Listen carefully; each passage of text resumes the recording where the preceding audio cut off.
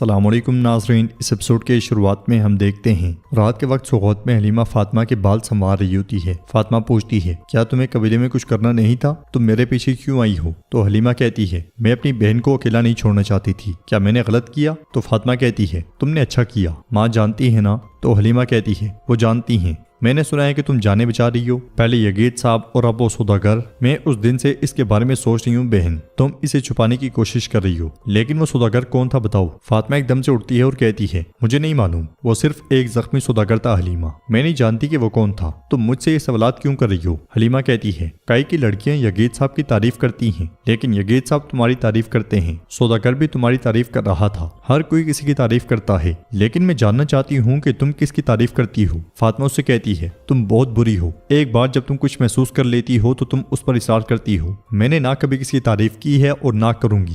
حلیمہ مشعل اس کے منہ کے پاس کرتے ہوئے کہتی ہے لیکن تمہارا چہرہ مجھے کچھ اور ہی بتا رہا ہے، کچھ اور ہی کہانی سنا رہا ہے، تم پہلے ہی شرما رہی ہو۔ فاطمہ مشعل بجھا دیتی ہے اور کہتی ہے میں سونے لگی ہوں، تم صبح سویرے قبیلے واپس جاؤ گی، چلو چلو شب بخیر۔ یہ کہتے ساتھ وہ لیٹ جاتی ہے تو حلیمہ کہتی ہے ماں اب بھی دولہے کی تلاش میں ہے، کیا تم جانتی ہو بہن اگر تم کسی سے محبت کرتی ہو تو بتا دو۔ دوسری طرف مڑی فاطمہ اس لمحے کو یاد کرتی ہے جب فلاویوس نے اسے پھول دیا تھا، اس خیال کے بعد وہ کہتی ہے شب بخیر بہن۔ یہ کہتے ساتھ وہ دوسری مشعل بھی بجھا دیتی ہے۔ کئی قبیلے میں جڑی بوٹیوں کے پاس بیٹھی گونچا رو رہی ہوتی ہے اور کہتی ہے میں نے سب کچھ آزمایا، سب کچھ۔ اس لیے علاؤالدین خیمے میں داخل ہوتا ہے اور یہ منظر دیکھتے ہوئے اس کے پاس بیٹھ جاتا ہے۔ وہ اسے پوچھتا ہے تم کیا کر رہی ہو میری پیاری؟ گونچا کہتی ہے کئی سالوں سے میں نے اپنی امیدیں جڑی بوٹیوں پر رکھی ہیں، اب یہ ختم ہو گئی ہیں، میں نے ان سب کو جلا دیا ہے، میں نے اپنے لیے کوئی چیز نہیں چھوڑی۔ علاؤالدین اسے پیار کرتے ہوئے کہتا ہے بچہ اللہ تعالیٰ کی طرف سے ایک تحفہ ہوتا ہے خاتون، ہمیں اپنے نصیب کو قبول کرنا چاہیے۔ گونچا کہتی ہے کرنا چاہیے؟ تم نہیں، میں کروں گی، میں قبول کروں گی، تم عثمان صاحب کے بیٹے ہو، یہ تمہارا فرض ہے کہ تم اپنی نسل جاری رکھو۔ علاؤالدین یہ سنتے ساتھ ہی علاؤالدین اسے گلے لگا لیتا ہے اور پوچھتا ہے تمہارا کیا مطلب ہے؟ کوئی تم اور میں نہیں ہے، صرف ہم ہیں اور کچھ نہیں، اپنے آپ کو مزید پریشان نہ کرو۔ گونچا کہتی ہے علاؤالدین میں نے بہت سوچا، میں نے مزاحمت کی علاؤالدین، میں نے ہمیشہ مزاحمت کی، مجھے ہمیشہ ایک امید تھی لیکن اب نہیں، کوئی اور چارہ نہیں ہے۔ ملون خاتون نے دیدار خاتون سے کہا کہ کسی ایسی خاتون کو تلاش کریں جو تمہیں بچہ دے سکے۔ علاؤالدین غصے سے کہتا ہے کیا؟ ایسا کیسے؟ میری ماں ایسا کیسے کر سکتی ہیں؟ وہ غصے میں چیختا چلاتا ہوا اٹھنے ہی لگتا ہے کہ گونچا کہتی ہے مجھے یہ قبول ہے۔ علاؤالدین کہتا ہے تم کیا بات کر رہی ہو گونچا؟ گونچا کہتی ہے آؤچی صاحب کی بیٹی چولپان، وہ تمہارے لیے موضوع ہیں۔ یہ سن کے علاؤالدین کہتا ہے بس گونچا بس، میری طرف دیکھو، کیا ہم نے بیکار میں محبت کی قسمیں کھائی تھی خاتون؟ کیا ہم اب تک بیکار میں لڑے ہیں؟ گونچا کہتی ہے علاؤالدین ایسا مت کرو۔ علاؤالدین کہتا ہے میں تم سے آئندہ ایسی بات نہیں سننا چاہتا، کبھی بھی نہیں۔ گونچا کہتی ہے اگر میں ہاں کہہ بھی دوں تو کیا بدل جائے گا؟ کیا بدل جائے گا علاؤالدین؟ مجھے بتاؤ، کیا میرا مقدر بدل جائے گا؟ تمہیں اولاد کا حق ہے علاؤالدین،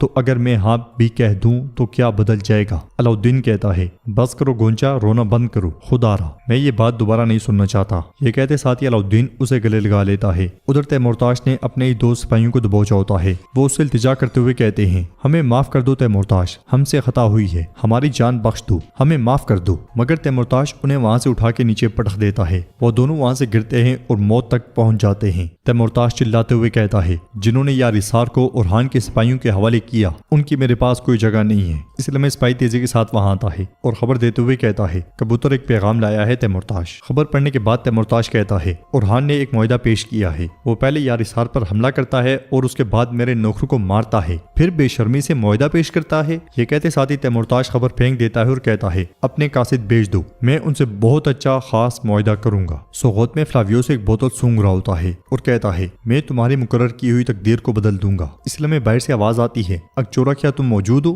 یہ سنتے ساتھ ہی فلاویوس ایک دم سے پیچھے ہٹ جاتا ہے اور کہتا ہے فاطمہ میں تمہاری بدولت اپنا سب سے بڑا دشمن مار ڈالوں گا۔ وہ بوتل ایک دم سے چھپاتا ہے اور کہتا ہے آ جاؤ۔ فاطمہ کمرے میں داخل ہوتی ہے، اسے دیکھ کے فلاویوس مسکرانے لگ جاتا ہے تو فاطمہ پوچھتی ہے خیر ہے، کس بات پہ مسکرا رہی ہو؟ فلاویوس کھڑے ہو کر کہتا ہے میں اس فرشتے کو دیکھ رہا ہوں جس نے میری جان بچائی ہے، میں مسکراؤں نہ تو کیا کروں؟ فاطمہ کہتی ہے تم بڑھا چڑھا کر کہہ رہی ہو، تمہارا زخم اتنا بھی خطرناک نہیں تھا۔ فلاویوس کہتا ہے میں تو ایک تاجر ہوں، میرے لیے تو وہ زخم بھی بہت تھا۔ فاطمہ کہتی ہے تم بہت نازک ہو۔ فلاویوس کہتا ہے تم ویسے نہیں جیسی دوسری عورتیں ہوتی ہیں، عورتیں نازک اور کمزور ہوتی ہیں، مگر تمہیں تو قوت بخشی گئی ہے، ویسے نہ میری کوئی منگیتر ہے اور نہ کوئی میرے انتظار میں ہے۔ فاطمہ کہتی ہے میں نے یہ سوال تم سے پوچھا ہی نہیں کہ کون تمہارا انتظار کر رہا ہے اور کون نہیں، بلکہ یہ حملہ کس نے کیا میں نے یہ پوچھا ہے۔ اس سے پہلے کہ فلاویوس کچھ کہتا، خاتون وہاں پہ آ کر کہتی ہے، فاطمہ خاتون، اورحان سردار اور عثمان سردار تشریف لائے ہیں۔ یہ سنتے ساتھ ہی فاطمہ چلی جاتی ہے۔ ناظرین، اس کے بعد ہم ایزنک کا قلعہ دیکھتے ہیں، جہاں پہ گورنر ایک سپاہی سے پوچھتا ہے بورسا میں کیا ہو رہا ہے۔ جواباً سپاہی کہتا ہے، اورحان نے سرنگیں ڈھونڈ کر تباہ کر دی ہیں، اب کوئی بورسا میں داخل یا خارج نہیں ہو سکتا، لوگ بھوک سے مرنا شروع ہو گئے ہیں۔ گورنر پریشان ہوتے ہوئے پوچھتا ہے، تم کیا کہہ رہے ہو؟ کیا ہمیں فوج اکٹھی کر کے اورحان پہ حملہ کرنا چاہیے؟ تو دوسرا سپاہی کہتا ہے، یقیناً تکفور لیون، اگر بورسا گرا تو ایزنک بھی گرے گا۔ ایزنک قسطنطنیہ کے دروازے کی چابی ہے، تب ترکوں کو کون روک سکتا ہے؟ ہمیں بورسا کی مدد کرنی ہوگی۔ اس لیے میں ایک سپاہی کمرے میں داخل ہوتا ہے اور کہتا ہے، محترم جناب تکفور، اورحان سردار کا ایلچی آپ سے ملاقات کرنا چاہتا ہے۔ گورنر کی اجازت سے جیر کتائی وہاں داخل ہوتا ہے اور کہتا ہے، واہ واہ واہ، آپ کا دن اچھا گزرے تکفور لیون، میں عثمانیوں کے قائد سردار اورحان سردار کی طرف سے سلام اور پیغام لے کر آیا ہوں۔ گورنر پوچھتا ہے، تم کون ہو؟ جیر کتائی کہتا ہے، میں ایک منگول تھا جو اب ترک بن گیا ہے، جس نے اسلام میں سکون پایا اور اب اورحان سردار کا ایلچی بن کر یہاں آیا ہے، نام ہے جیر کتائی۔ اب اصل موضوع پہ آتے ہیں، اورحان سردار یہاں آنے والا ہے۔ گورنر پریشان ہوتے ہوئے پوچھتا ہے، کیوں؟ تو جیر کتائی کہتا ہے، وہ تمہاری بوئیں، آنکھیں اور تمہارا، میرا مطلب ہے تمہارا خوبصورت چہرہ جو محبت بکھیرتا ہے اور تمہاری نفس کا۔ سپاہی غصے سے آگے بڑھتے ہی ہیں کہ جیر کتائی انہیں روکتے ہوئے کہتا ہے، معائنہ کرے گا اور فیصلہ کرے گا۔ گورنر پوچھتا ہے، کیسا فیصلہ؟ تو جیر کتائی کہتا ہے، میرے سردار کو یہ معلوم ہے، لیکن میں چاہتا ہوں کہ اورحان سردار کے ساتھ اچھا اور مہربان سلوک ہونا چاہیے۔ اگر وہ خوش نہ ہوا تو یہ تمہارے لیے بالکل بھی اچھا نہیں ہوگا، مجھے اب جانا چاہیے۔ مگر پھر رکتے ہوئے کہتا ہے، اس کے علاوہ اورحان سردار ایزنک کے معتبر اشرافیہ کو بھی اپنے حضور دیکھنا چاہتے ہیں۔ گورنر پوچھتا ہے، کیا سبب ہے؟ جیر کتائی کہتا ہے، یہ تو تم اورحان سردار سے ہی جان سکتے ہو۔ یہ کہتے ساتھ ہی جیر کتائی چلا جاتا ہے۔ ادھر عثمان صاحب اورحان اور سپاہیوں کے ساتھ سوغات میں داخل ہوتے ہیں۔ لوگ بڑے پرجوش انداز میں انہیں خوش آمدید کہتے ہیں اور ان پہ پھول بھی برسائے جاتے ہیں۔ وہ تینوں سینوں پر ہاتھ رکھ کر لوگوں کا شکریہ ادا کرتے ہیں۔ پھر عثمان صاحب کہتے ہیں، مجھے یہ کمی محسوس ہوتی تھی، یہ جوش۔ اورحان کہتا ہے، اتنی جلدی نہیں بابا، ہمیں ابھی بورسا میں ایک ساتھ داخل ہونا ہے۔ اس کے ساتھ ہی وہ سب گھوڑوں سے اتر جاتے ہیں۔ فاطمہ عثمان صاحب کا ہاتھ چومتے ہوئے انہیں خوش آمدید کہتی ہے۔ اورحان پوچھتا ہے، حالات کیسے ہیں؟ کیا سب کچھ ٹھیک ہے؟ تو فاطمہ کہتی ہے، اللہ کی مہربانی سے سب کچھ ٹھیک ہے، بس ایک ڈاکو نے تاجر پہ حملہ کیا اور اسے زخمی کر دیا، طبیب نے اس کا علاج کر دیا ہے، میں نے سپاہیوں کو ڈاکو پکڑنے کا حکم دیا ہے۔ پھر اورحان کہتا ہے، چلے مجلس کی طرف چلتے ہیں بابا۔ تو عثمان صاحب کہتے ہیں، ٹھیک ہے تم لوگ جاؤ۔ اورحان پوچھتا ہے، آپ نہیں آئیں گے بابا؟ تو عثمان صاحب کہتے ہیں، تم اب مجلس کی قیادت کرو گے اور حکم دو گے بیٹا، میں اپنا حصہ مکمل کروں گا، لوگوں کا احوال دریافت کروں گا۔ یہ کہتے ساتھ ہی عثمان صاحب آگے بڑھ کر لوگوں سے ملتے ہیں۔ ادھر فلاویوس تیزی سے کمرے کی کھڑکی سے نکلتا ہے اور ایک دم چھلانگ لگا کر آگے بڑھ جاتا ہے۔ اندر اورحان جرگے میں بیٹھا ہوتا ہے اور اس نے عثمان سردار کی سفید پگڑی پہنی ہوتی ہے۔ وہ شہنشاہ کو دیکھتے ہوئے کہتا ہے، شہنشاہ صاحب، آپ نے وہ بال کیوں کاٹ دیے ہیں جو 10 سال سے بڑھا رہے تھے؟ کیا یہ آپ کے فتوحات کی نشانی نہیں تھی؟ شہنشاہ کہتا ہے، آپ درست ہیں میرے سردار، آپ بالکل درست ہیں۔ جب میں نے پہلی بار عثمان سردار کو پایا، الخانیوں کے خلاف لڑی جانے والی آخری لڑائی میں یہ جل چکے تھے۔ اب میں آپ کے ساتھ دوبارہ شروع کروں گا، اللہ ہمیں اگلے 10 سال ایک ساتھ لڑنے اور مزید بڑھنے کی توفیق دے۔ اورحان کہتا ہے، آمین۔ چلیں سردران، آپ کے فرائض پر بات کریں۔ میں نے اپنے بھائی علاؤالدین کو تمام ریاستی اداروں کو صحیح طور پہ چلانے کی ذمہ داری دی ہے، لیکن ان زمینوں میں جہاں ہم اوغوز قبائل کے ساتھ رہتے ہیں، ہم پہلے آپ کے ساتھ اپنی یکجہتی قائم کریں گے۔ شہنشاہ سردار، آپ قلعوں کی جانچ اور مضبوطی کے ذمہ دار ہیں۔ اوچی سردار،